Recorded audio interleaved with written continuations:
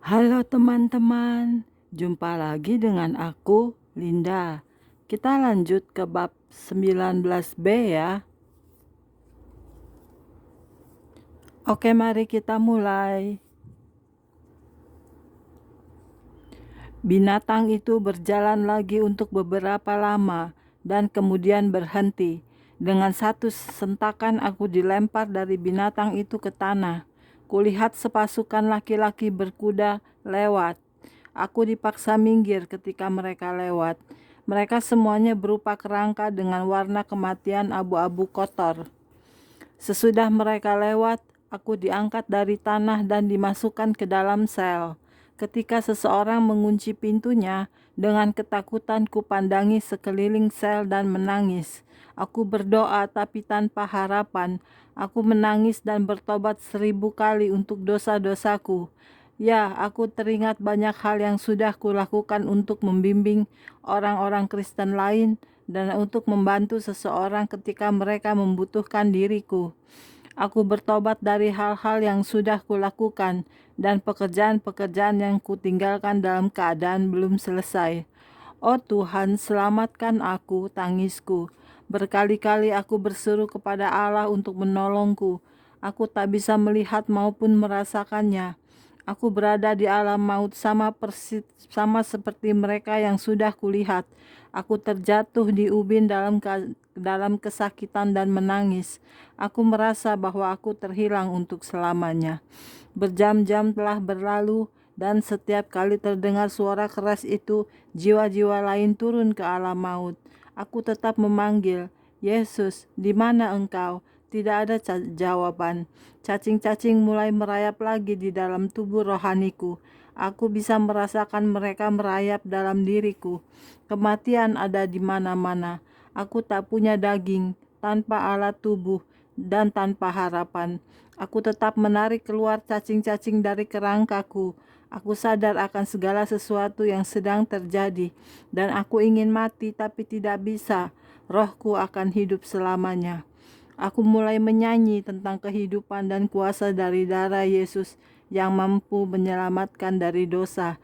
Ketika hal itu dilakukan, setan besar dengan tombak datang berseru kepadaku, "Hentikan itu."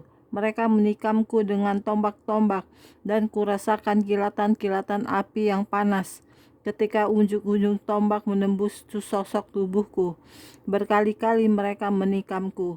Mereka menyanyi, "Iblislah Allah di sini. Kami benci Yesus dan semua yang berpihak kepadanya." Ketika aku tidak mau berhenti menyanyi, mereka membawaku keluar dari sel dan menyeretku ke sebuah lubang yang besar. "Jika kau tidak diam," kata mereka, "siksaanmu akan lebih berat."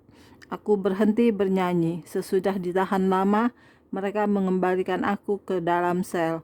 Aku ingat ayat-ayat di Alkitab tentang malaikat-malaikat jatuh yang dirantai dalam penantian sampai penghakiman yang terakhir.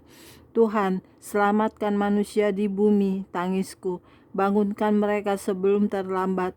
Banyak firman muncul dalam pikiranku, tapi aku takut terhadap setan-setan itu dan tidak kuucapkan. Rintihan dan teriakan memenuhi udara. Seekor tikus merayap di dekatku dan kutendang pergi. Aku berpikir tentang suami dan anak-anakku. Oh Allah, jangan biarkan mereka datang ke tempat ini, tangisku. Karena aku tahu dengan pasti bahwa aku berada di alam maut.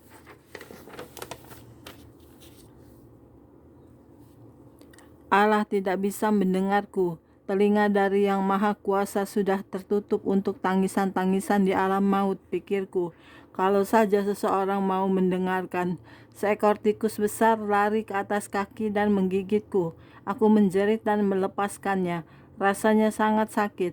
Api yang entah berasal dari mana mulai perlahan-lahan membakarku. Detik-detik, menit-menit, dan jam-jam berlalu. Akulah orang berdosa yang terhilang di alam maut. Oh maut, datanglah, tangisku. Rupanya tangisanku memenuhi seluruh rahang alam maut. Yang lain ikut serta menangis, terhilang selamanya. Tidak, aku ingin mati, tapi tidak bisa. Aku jatuh terhenyak di lantai, merasakan semua siksaan ini. Kudengar rahang alam maut terbuka lagi, dan banyak jiwa mulai masuk ke dalamnya. Sekarang api mulai membakarku, dan timbul rasa sakit yang baru. Aku tahu apa yang sedang terjadi. Ingatanku tajam dan kuat. Aku tahu semua perkara itu, dan aku tahu bahwa jika jiwa-jiwa mati di dunia dan tidak diselamatkan dari dosa-dosa mereka, mereka datang ke sini. Oh Allah, selamatkanlah aku, tangisku. Tolong selamatkan kami semuanya. Aku ingat seluruh hidupku dan mereka semua yang telah bercerita padaku tentang Yesus. Aku ingat waktu mendoakan orang sakit dan bagaimana Yesus menyembuhkan mereka. Aku ingat firman-firman-Nya tentang kasih dan sukacita dan kesetiaannya.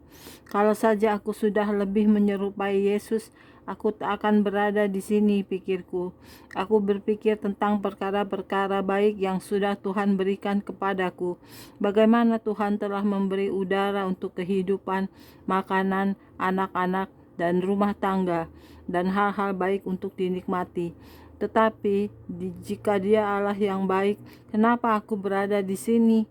Aku tidak punya kekuatan untuk berdiri, tapi jiwaku terus menangis. Keluarkan aku dari sini. Aku tahu bahwa di atasku kehidupan berlangsung terus, dan di suatu tempat teman-teman dan keluargaku menjalani kehidupan normal mereka. Aku tahu di suatu tempat ada gelak tawa, kasih, dan kebaikan hati. Tapi pikiran itu pun mulai berangsur-angsur hilang dalam kesakitan yang hebat. Bagian alam maut ini dipenuhi oleh kabut kotor yang setengah gelap dan remang-remang. Cahaya kuning yang redup ada di mana-mana, dan bau dari daging yang membusuk tak tertahankan. Menit-menit terasa seperti berjam-jam, dan jam-jam terulur ke dalam kekekalan. Oh, kapan hal ini akan berhenti? Aku tidak tidur, tidak istirahat, tidak ada makanan, dan tidak ada air. Aku lapar sekali dan merasa lebih haus daripada rasa haus yang pernah kurasakan dalam hidupku. Aku begitu lelah dan mengantuk, tapi rasa sakit itu terasa terus-menerus. Setiap kali mulut alam maut terbuka, mereka membuang muatan yang terdiri dari manusia-manusia yang terhilang untuk masuk ke alam maut. Dalam hati aku bertanya-tanya, barangkali ada seseorang yang kukenal di antara mereka. Apakah mereka membawa suamiku ke sini? Berjam-jam telah berlalu sejak aku datang di rahang alam maut. Kemudian kuperhatikan ada sinar yang mulai memenuhi ruangan itu. Tiba-tiba api mulai berhenti menyala, dan tikus-tikus pergi, dan rasa sakit hilang dari tubuhku. Ku cari kesempatan untuk melarikan diri, tapi tidak ada. Aku ingin tahu apa yang sebenarnya sedang terjadi. Aku mengintai lewat tingkap-tingkap alam maut, tahu bahwa hal ini adalah sesuatu yang mengerikan. Dan kemudian alam maut mulai tergoncang, dan api mulai menyala lagi. Kembali lagi, ular-ular, tikus-tikus, dan cacing-cacing. Rasa sakit yang tak tertahankan memenuhi jiwaku ketika penyiksaan itu mulai lagi. Oh Allah, biarkan aku berhenti tangisku, biarkan aku mati tangisku ketika aku mulai memukul-mukul lantai tanah di dalam selku dengan tulang-tulang tanganku. Aku menjerit dan menangis, tapi tidak seorang pun tahu maupun mempedulikannya. Tiba-tiba aku diangkat dari sel oleh sesuatu kekuatan yang tidak kelihatan. Ketika aku siuman kembali, Tuhan dan aku sedang berdiri di samping rumahku. Aku menjerit, "Kenapa Tuhan? Kenapa?" dan menjatuhkan diriku di kakinya dalam keputusasaan. Yesus berkata, "Damai, tenanglah." Seketika itu juga aku berada dalam damai sejahtera. Dia mengangkatku dengan lembut dan aku tertidur dalam tangannya. Ketika keesokan harinya aku terbangun, aku merasa sangat sakit. Untuk berhari-hari aku terkenang akan kengerian-kengerian di alam maut dengan siksaan-siksaannya. Pada malam hari aku terbangun, menjerit dan berkata bahwa ada banyak cacing merayap dalam diriku. Aku sangat takut pada alam maut.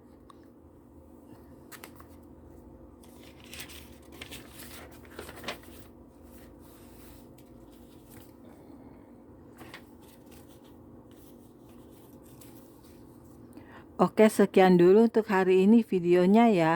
Kita lanjut di video berikutnya. Terima kasih. Tuhan berkati kita semua. Amin. Bye-bye.